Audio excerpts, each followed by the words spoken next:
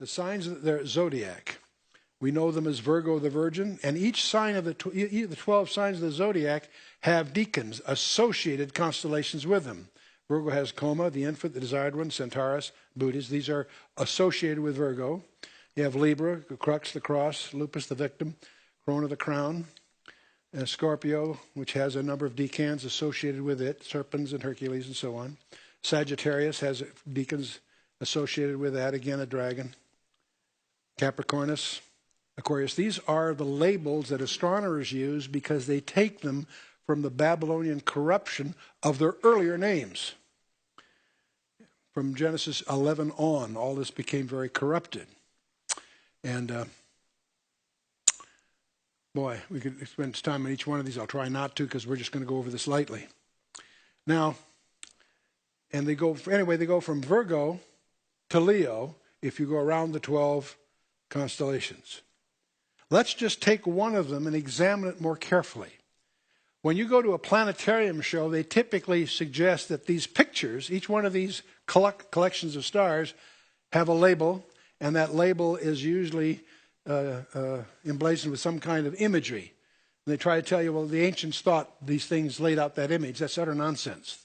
There's no way this looks like a woman. There's no way that Cassiopeia, you look up in the sky, it looks like a bent W. Doesn't look like a woman chained to her chair. See, this is a myth that gets promoted in the secular world because they don't know any better. The secret to understanding the story that those stars are intended to remind you of is to know the names of the stars in the order of brightness. Each of the stars in each of these constellations have names. The trick is to find out what is the name of those stars in Hebrew. Many of them have been lost through the years, but we can get some clue from the Arabic, or in some cases the Egyptian. Well, let's take a look at Virgo. The brightest star is called Spica among the astronomers. That means an ear of corn.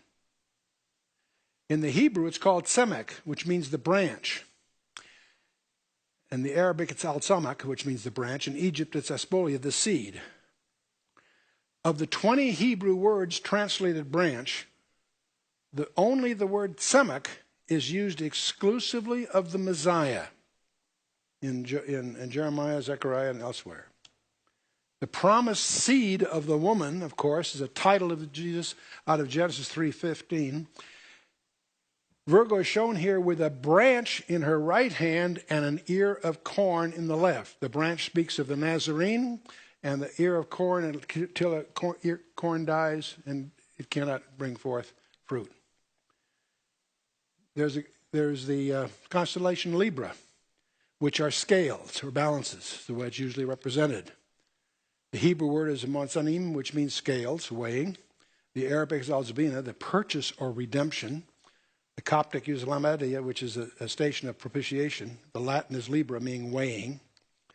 The brightest star is Zubin al-Ganubi, the price deficient, a price that was inadequate, if you will. The next brightest star is Zubin al-Kemanai, which is the price that covers. So you got two prices. One's adequate, one's not adequate. The next brightest one is Zuma al-Agrab, which is the price of conflict.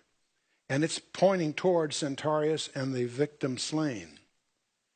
We could go through the deacons, the cross, a bunch of others. I won't go through all of these in detail. But let's get to the climax, of course. At the end of the road is Leo the lion. In Hebrew, it's area of the lion. It's associated with the tribe of Judah. The brightest star, the alpha star, is Regulus, treading underfoot. Danoba, the judge cometh. Danoba al-Sed, which is the judge shall reign. And the deacons that are associated with this are the fleeing serpent, the cup of fire, and the raven. So the message altogether is, let's go through what the message, if you go through all of this and get the stars, what's suggested is Virgo speaks of the seed of the woman, the desire of the nations. One of them, the key one, is a double star, not a single star, the double nature in humiliation. The exalted shepherd and the harvester. Libra, the price to be paid, the cross that would be endured, and the victim that was slain, and the crown that was purchased. These are all echoed in the backgrounds of the constellations by their ancient names, not the ones we know them by. Scorpio, the conflict, the serpent's coils, the struggle with the enemy, the toiling vanquisher of evil. Sagittarius, the double-natured one, triumphing. He gladdens the heavens. He builds fires of punishment. He casts down the dragon. And we could go through the rest of these. Life out of death, the arrow of God, pierced and failing, springing up again into abundant life. Aquarius, the life waters from on high, drinking in the heavenly food, carrying the good news, bearing aloft the cross over the earth. And Pisces, the multiplication of the Redeemer's people, upheld and governed by the Lamb, intended bride, bound and exposed, the bridegroom exalted. Aries, the Lamb found worthy, the bride released from making ready, Satan bound, the breaker triumphing. Taurus, the invisible ruler comes, the sublime vanquisher, the river of judgment, the all-ruling shepherd. Gemini, the marriage of the Lamb, the enemy trodden down, the price coming in glory, and his princely following. And Cancer, the possession secured, the lesser fold, the church of the firstborn, greater fold, Israel, safe folding into the everlasting kingdom. And Leo, the king rending, the serpent fleeing, the bowl of wrath upon him, and his carcass devoured, interestingly enough.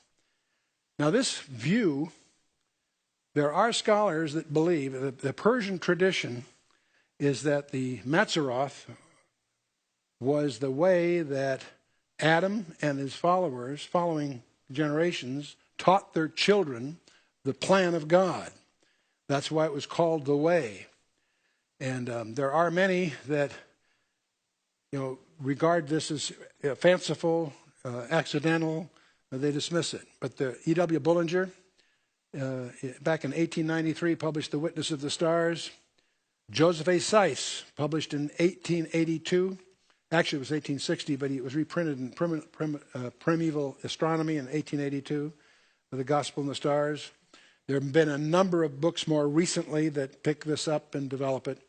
But part of the difficulties is to get back into the ancient names of what those stars mean, to try to infer what the message that they're conveying. So we have a briefing pack on this that goes into detail for those of you who want to chase it down.